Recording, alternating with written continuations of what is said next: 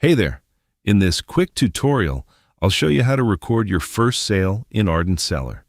Whether you're selling at a craft fair, online, or in-store, tracking every sale keeps your inventory accurate and your finances in order. Let's jump in. From your dashboard, expand the Deliver section in the sidebar, then click on Sales. This is where all your sale transactions live. You can see any past sales listed here, along with filters and sorting options to help you find what you need. To record a new sale, click the Add Sale button in the toolbar. This opens the sale form as a side panel. Today's date is already filled in, and the status defaults to Initiated. You'll notice a helpful reminder that transactions only affect inventory when marked as completed. You can update the status later once the sale is finalized. For now, let's focus on filling in the details. Next, you can pick a customer.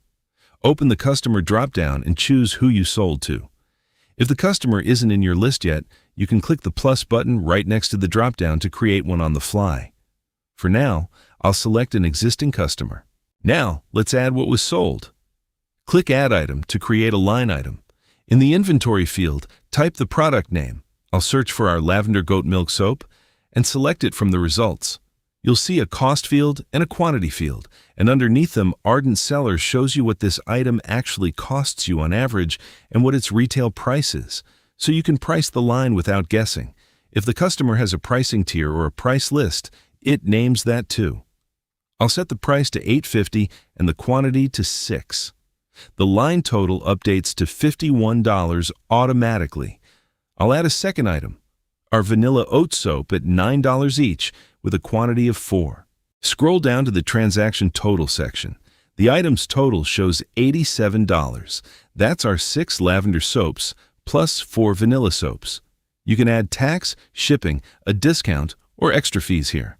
I'll add $6.53 for tax. The grand total updates instantly to $93.53. Everything looks good, so let's hit Create Sale, and that's it. Your sale is recorded, your inventory counts update automatically, and this transaction now appears in your sales list. Thanks for watching. If this was helpful, give us a like and subscribe for more Ardent Seller tips. Happy selling!